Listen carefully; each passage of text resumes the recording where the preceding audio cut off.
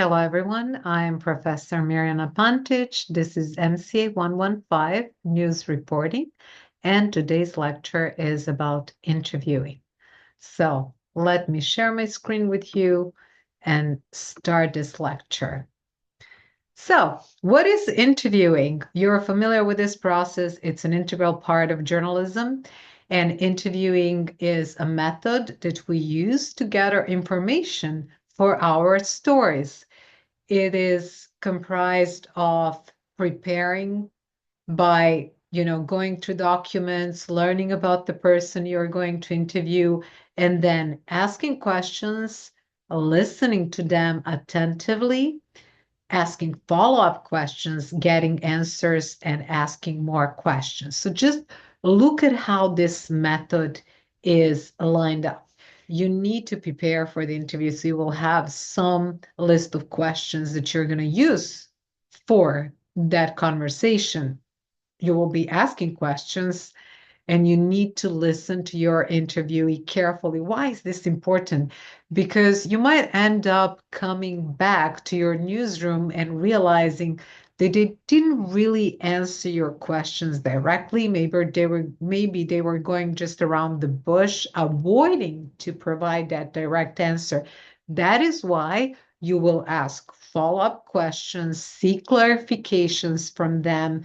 Don't leave that interview room without getting all your questions answered. Now, how long should it take? There are different types of interviews, and it really depends. Some interviews can be short and they can focus on gathering a few specific pieces of information. So maybe you just need a question, you just need to ask a question or two. You don't need more than that for your short interview, or maybe you need to ask 20 questions. So it really depends. For an example, you can interview a manager of a rock star and ask them just a few questions about an upcoming US tour. So, what parts of the country are they going to tour? What are their plans? How long the tour is going to last, and so on. But then on the other hand, some interviews can last more than 1 hour. They can last up to 2 hours. And such an example is writing a profile of a famous person. You can interview a rock star and ask him or her about a new album, a tour plans, or anything else that would be interesting to their fans, their audiences. So you see, there are really different types of interviews that you can conduct. The most important part of the interview, I feel, is preparation. What does that mean? If you need to write a story that will include several interviews, you need to think about specific questions you plan to ask every individual. Later this semester, we will learn about feature stories. So if you want to write a long form story that will include a couple of interviews, then if you are looking for what different people agree on, then you might ask them the same questions. But if you're looking at different perspective of different things that you can use from people, let's say you're writing a news report about car accidents. So your sources will include a police officer, witnesses, and so on. So you might just look for different questions that you're going to ask them. You will ask for specific information from police officer about the victims who participated in the car crash, how it happened, and blah, blah. And then you will talk to witnesses about what they saw. So really, depending on who are the people you interview, you will ask different questions. But in terms of preparations, it is really important, especially when you're investigating an issue, going to a pile of documents, looking at previous interviews or previous media appearances of the people you're planning on interviewing, reading about making sure that you're up to date with current events, because this especially refers to economy, social issues, and politics, because if you're interviewing anyone that is in that field, you really want to make sure that you're up to date with everything that has been going on in that area so you can ask them right questions. Otherwise, you might just end up asking them questions that have already been present in the media. So why would your report, why would your story be different from what everybody else have already reported? Everybody, all other journalists have reported on, right? Make sure you understand the topic well before you start interviewing people. So don't just show up to ask questions. You need to understand the topic. So if you're writing about inflation, make sure to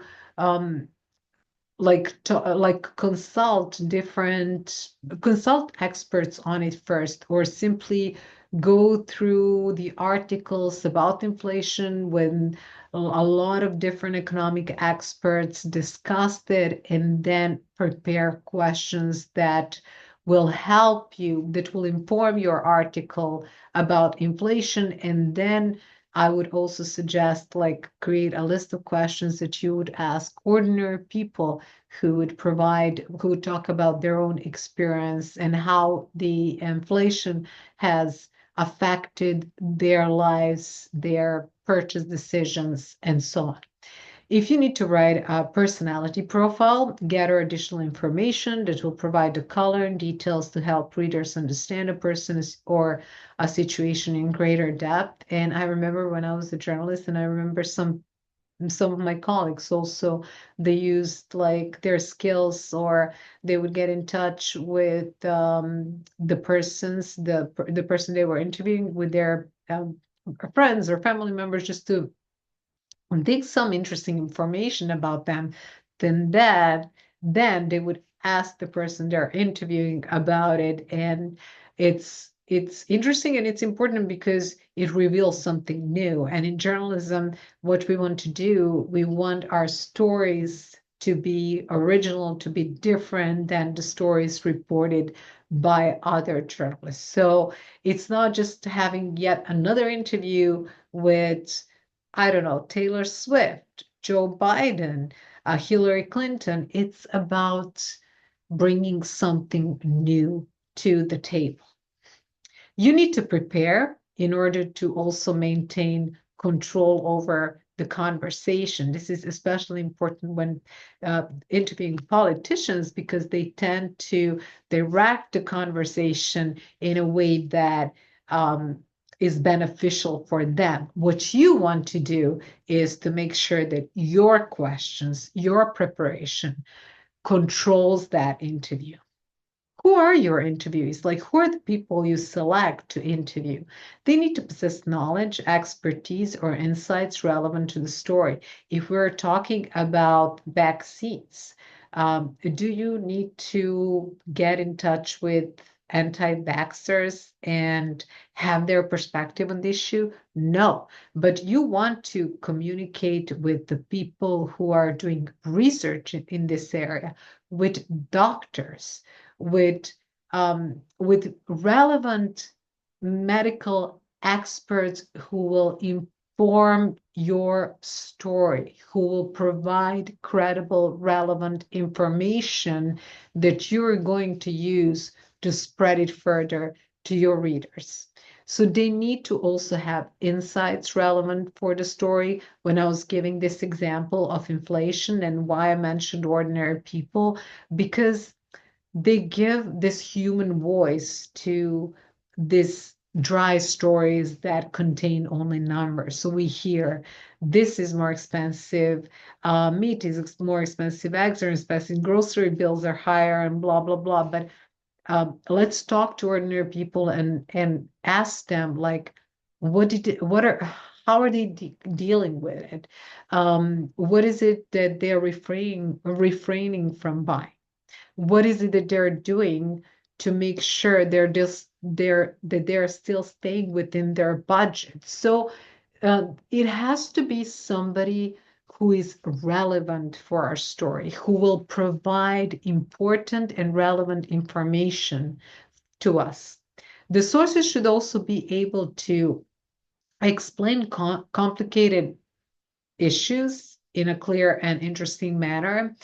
I remember my experiences in this area. Sometimes I talk to people who were not really,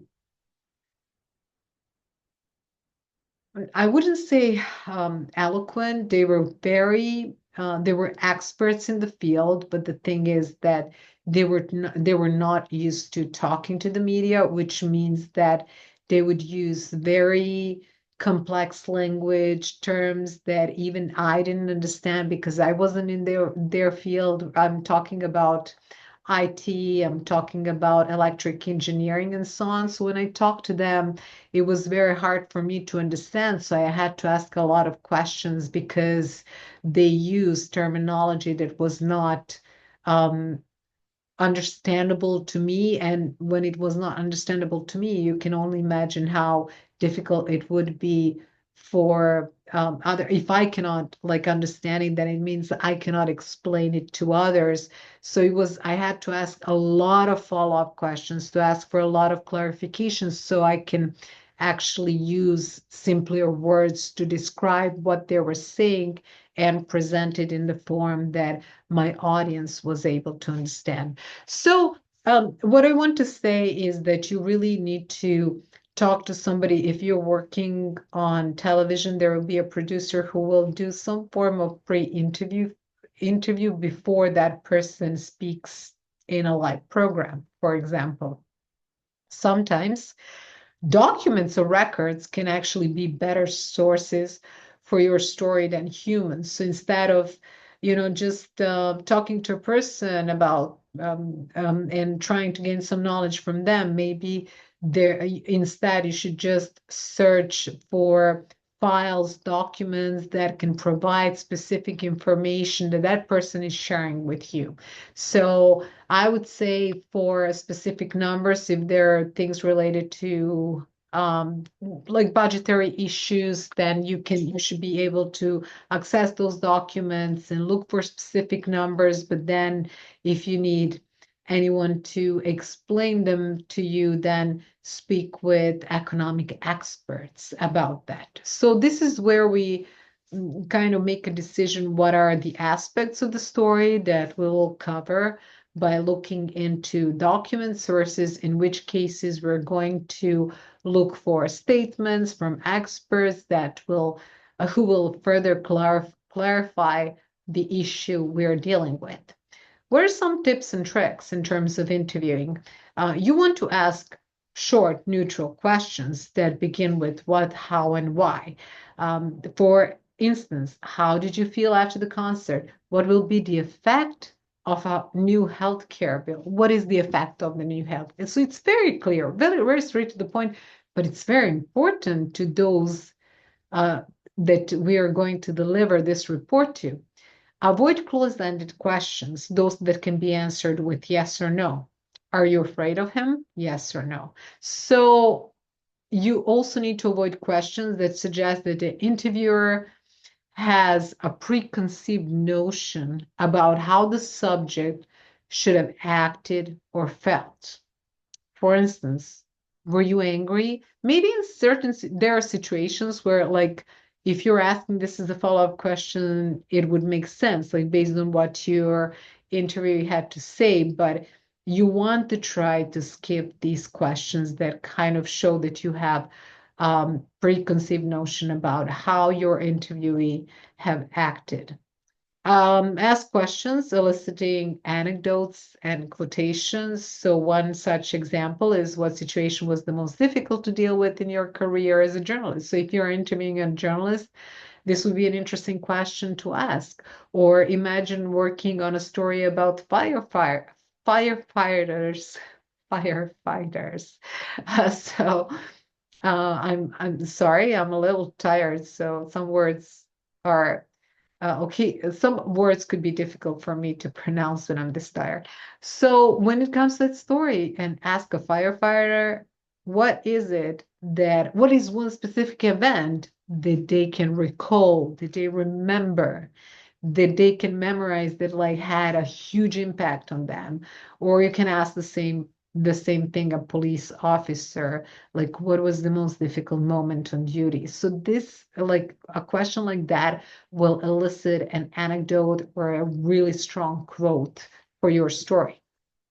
Now, I have for you a couple of interviews that I want you to watch. Like these are basically interview techniques and interview tips that I'm not going to go into that many details. So I just wanted to keep this lecture to about 30 minutes and then make sure that I added other videos that you can watch in addition to my lecture. And also, this is a good timing to ask you to complete an exercise after watching this video lecture. So if you go to YouTube and find CBS 60 Minutes account, I want you to search for an interview posted there on CBS 60 Minutes. And I want you to, in like about 250 words, to describe that interview. What is it about? What were the most interesting questions to you? How did the interview start? Was there anything that you liked or disliked about the interview? Did you feel that there were very difficult questions? And did you feel that the interviewee was upset after hearing those questions? How did they react? What did the journalist do? So just like explain to me the most interesting moment. Like, what is it that you learned from that interview? What is it that you found interesting or difficult? So 250 to 200 to 300 words, and then posted under week 6. Okay, so location for the interview, is it important or not?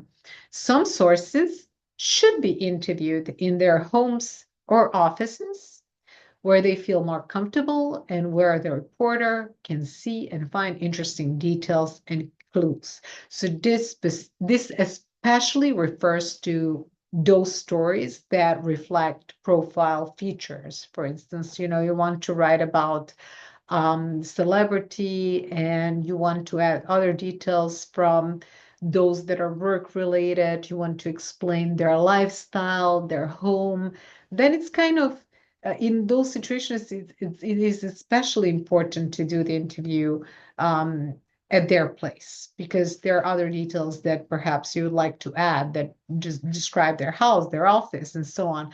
But also, a lot of people, and this includes politicians, experts, they simply feel more comfortable there. So if they're feeling more comfortable, they're likely to be more open in that interview with you. So you rather want to go there than put them in a position of coming to your newsroom and just feel a little tense while being with you. So it's definitely homes and offices are where they're more comfortable. One of the things that you want to do is avoid noisy places unless you want to depict the atmosphere for your audio or video stories. So such examples include interviewing football fans after a game. So you kind of, aside from their excitement, you want your audio to grab some atmosphere. So it really does add a great detail to your story. Avoid interviewing at the restaurants, and even if you decide to do so, make sure to pay for lunch to avoid any appearance that can be influenced by a generous source.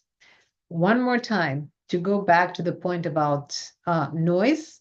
So if you're talking to an expert, to a politician, where actually you don't want any noise in the background, just make sure to do this in an office. So only when the atmosphere is important for your story, go and interview people in that atmosphere. So you can, aside from the quotes, you can pick up also some background noise. In most other cases, you don't want any background noise. You also know, like aside from in-person interviews, we can do telephone interviews and Zoom interviews. I'll reflect on that as well. But let's take a look at how to organize questions. In case of short interviews, you need to get right to the main questions. So if you have, only 3 or 5 questions for a short interview, just go straight to the point. Don't beat around the bush. Long interviews, they usually begin with a few minutes of small talk to put a source at ease. So let's say, again, you want to communicate with the president of a think tank organization. So you go to their office and you have just a little bit of a small talk. You talk about current events, the weather, or your commute to that place, or, whatever you find interesting, or you ask them, if they had any meetings before meeting you, how was their day, and so on. So you just kind of have that small talk to make them feel at ease, feel relaxed, and then start with your questions. So the first thing that you're going to tell them, many professional sources, many sources that are used to being interviewed, they know that the interview will be recorded, but with individuals who are not in the media field, who are not familiar with how it looks like to communicate with a journalist, it is always good to start by asking them, like, would you mind if I recorded you, and so on. If a source tries, like as you're interviewing a source, if they try to evade questions, just bring them politely to the central topic, rephrase the question. Group questions by topic. Sometimes you need to ask, I don't know, like 20 or more questions. So just make sure to group them and like switch from one topic to the other. There are two different approaches to conducting an interview. One of them is a funnel approach, which basically starts with the general question. And then from that general question, you start moving to more specific questions. Again, if your source tries to avoid any questions, you just need to rephrase it or repeat the question again, because it is important to you that they answer your questions. There is also another approach. It is called reverse funnel. It starts with questions about specific topics, specific issues, and then they move to more general matters.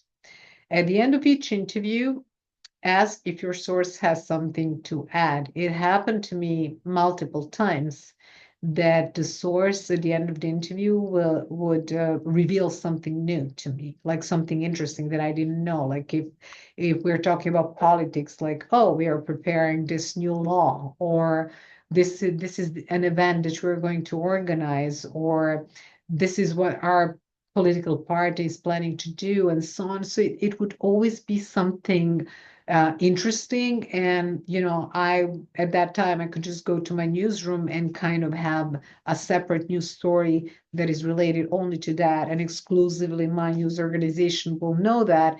And then I would just have like another story with the full interview. So it's always good at the end to just ask, if there is anything that you would like to add that you feel it is important to say, and I didn't ask, just could you share it with me, and so on. Now, dealing with reluctant sources can be difficult, and I would suggest to, again, go through the videos that I posted with specific examples. One of the things is that somebody might be hesitant to speak because they think that you will misunderstand them. In that case, the most important thing is to prepare well and to ask intelligent questions, because if you're well prepared, you can demonstrate that you have knowledge about the topic. And this is the best way for them to engage with you, because they don't want to look at you as they're above you, that you won't be able to understand them, and so on. So just demonstrate that knowledge. Again, prepare, prepare, prepare. It's more important. I think it's the most important thing in with respect to interviews. I mean, this also refers to job interviews. You can't just show up. You really need to prepare for them. So think about it the same way. Like if you want to make sure that you're going to get the best answers, just go there and demonstrate your knowledge about the topic. Explain the purpose of your interview. Why is it that you want to interview the person? Explain what is the most important thing for you in terms of the interview. What are the key topics? And when you feel that there is something that source simply doesn't want to talk about, it could be something too emotional, too difficult, just switch topic. to switch topics and do not intimidate hostile sources or try to deceive them about the purpose of an interview. So just tell them clearly what your interview is about. So don't go around the bush. Don't try to skip what is the real reason why you're there with them, trying to interview them. Just tell them straight away, why is it that you're here? Why is it that you want to talk to them? Let's take a look at telephone versus email interviews. Telephone interviews can save time. Like there's a lot of things that you can achieve simply by dialing dialing a number. So you can simply call and like get, especially when it comes to sources that you're familiar with, the sources that know you, know who you are as a journalist, and you've talked to them before. You can talk. You can do a lot over the phone. They save time, but they are usually brief and maybe a little superficial. There are Zoom interviews as well, or video interviews, not just.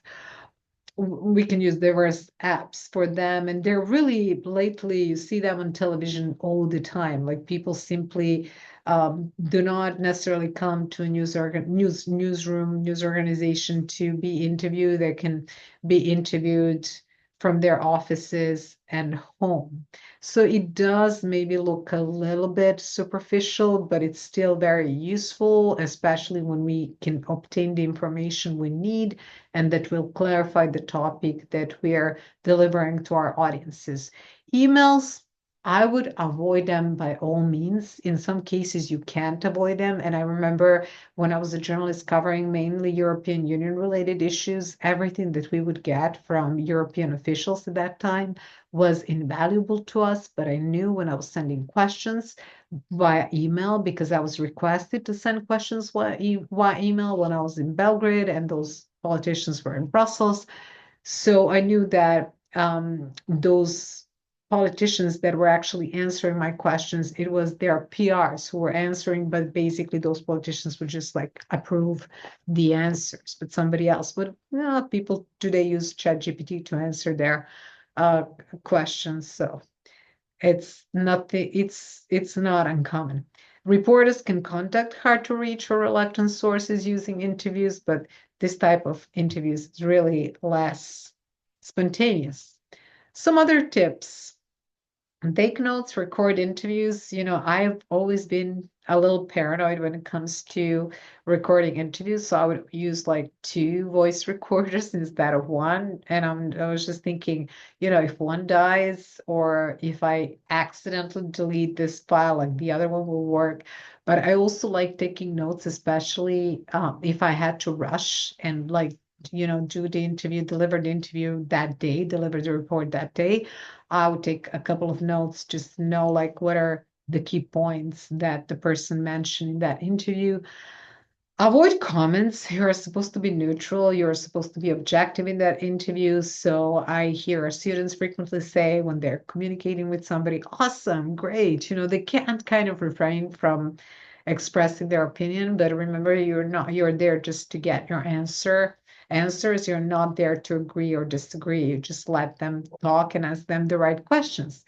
Don't stick to the questions. It is really, again, listening is maybe even more important than asking good questions, because you can hear whether they answer your question or whether they said something that would make you or prompt you simply to ask another question. Not necessarily follow up, just like an additional question that will further clarify that.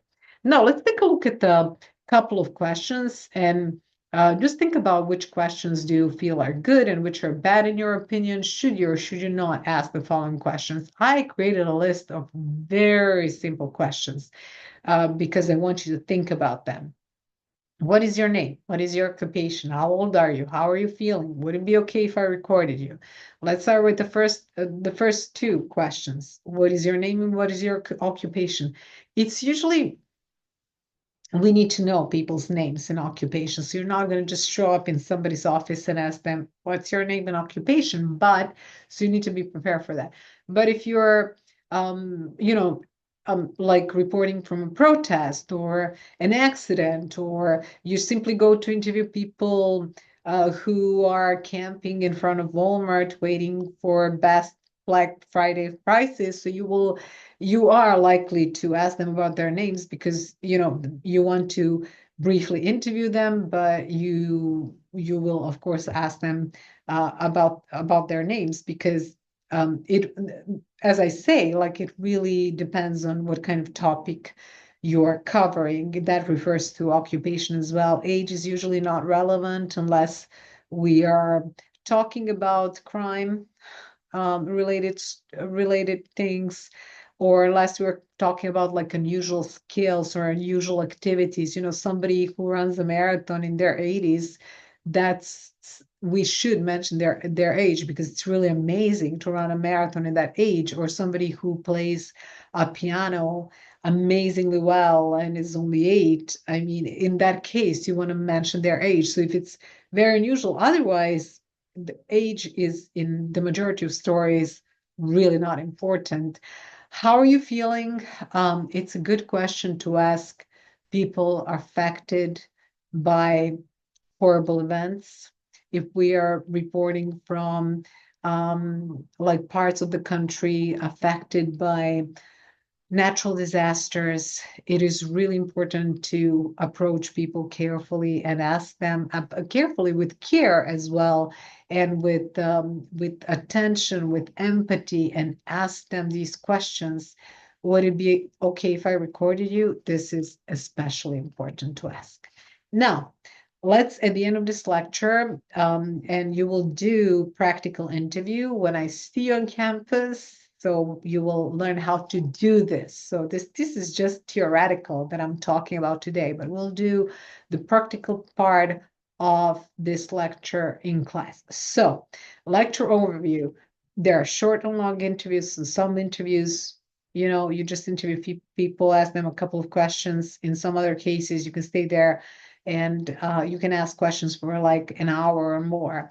Prepare for the interview. This is crucial. You need to demonstrate knowledge. You need to ask right questions. And remember, many people are so busy. The opportunity to have an interview with them could be like once in a lifetime. Ask and listen. Ask good questions and listen carefully, because by listening, you will know what, like, there could be other details that you never anticipated that person could share with you. And also, you might understand, you might realize that the person is not answering your question directly, which is why you need to ask follow-up questions. And every time you feel like further clarification is needed, when a person provides an answer to you, just ask a follow-up question. Group questions. So if you're having a long interview, you need to make sure that questions are grouped as based on the topic that you're covering. And remember to interview people who possess knowledge and experience, not only people who just like to talk, but they need to have some insights, knowledge, expertise to discuss things with you. And take notes and make sure to record your interview. So thank you very much for your attention, and thank you for listening. Again, listening is one of the most important elements of interviewing. Have a great day, and I'll see you soon. Bye-bye.